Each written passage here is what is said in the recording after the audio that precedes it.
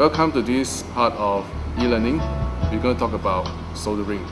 Now, soldering is a process to join metal to metal, and in electronics we use it to join components to printed circuit board.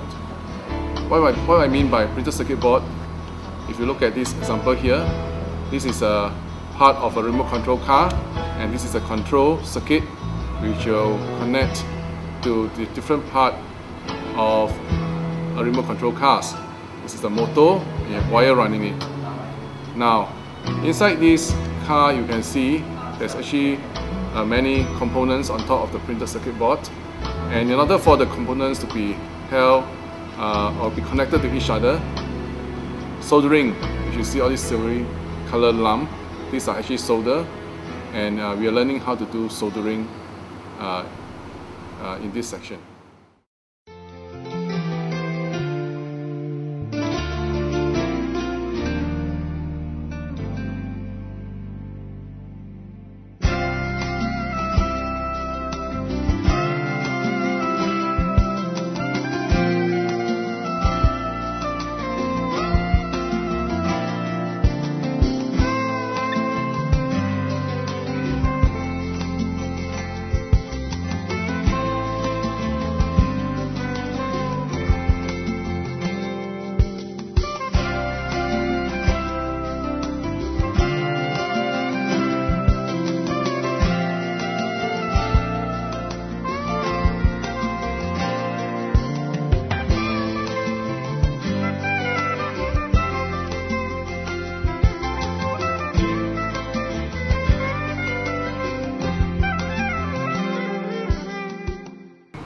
Today we'll be showing some soldering technique. First of all, let's look at the different soldering tools.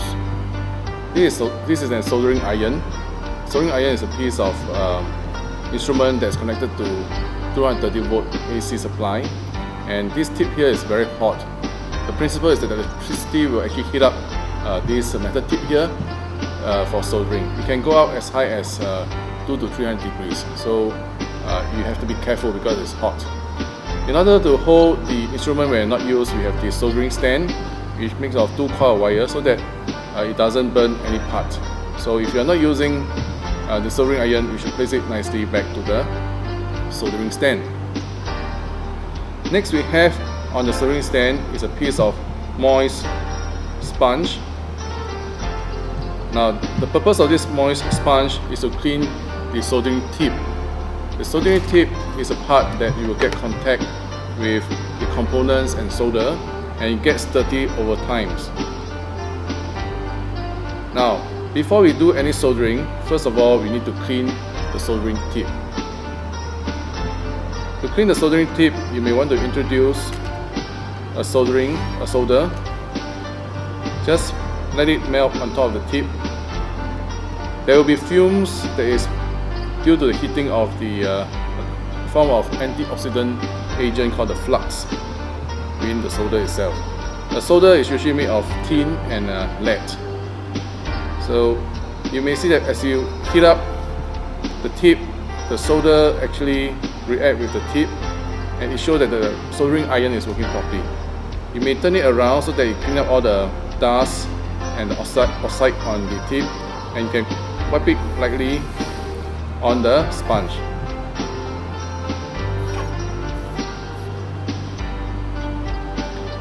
Your soldering iron will be ready once you see that the tip of the soldering iron is shiny. That means it's ready for soldering. Insert the strip board. For example, here I will do a demonstration. You slot in.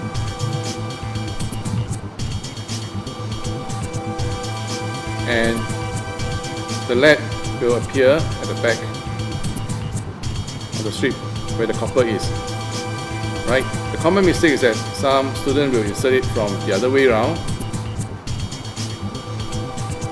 where the copper strip is on top, and you'll find that later on when you want to do soldering or you want to connect the lead to the copper thread, there is a problem because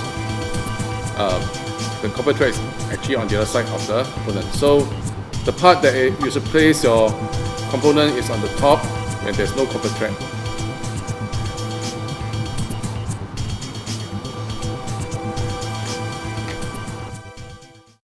Now I will embark on how to do soldering.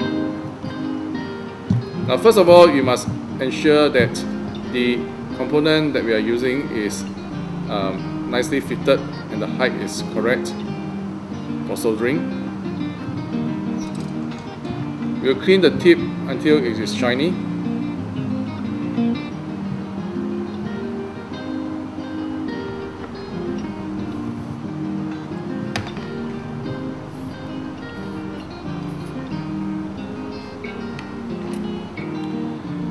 Now when you do soldering, please ensure that you do not do this. This is a wrong technique, negative demonstration. If you leave the solder on the tip and you try to press it onto the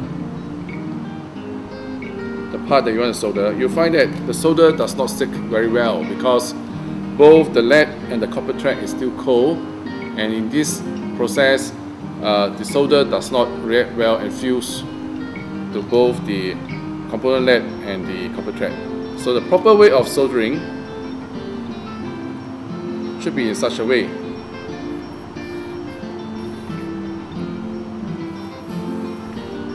Right? First you must heat up using the soldering iron, heat up both the copper thread and the component at the same time.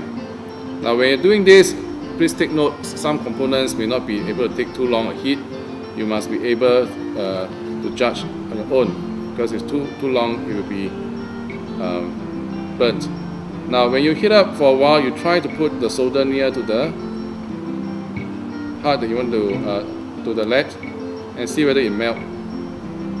If it melts, means it fuses nicely and you can form a nice soldering portion here. I do one more time. You heat and you let the soldering to touch the lead instead of touching the soldering iron tip. And introduce the solder. After you take away solder, remove your soldering iron and move it along the way of the lead so that you can form a very nice joint. This is the end of soldering. To you a wire stripper. Right, this wire stripper usually comes with two parts. One part for stripping off the wire and the other part as cutting of wires. Let me just show you a demonstration.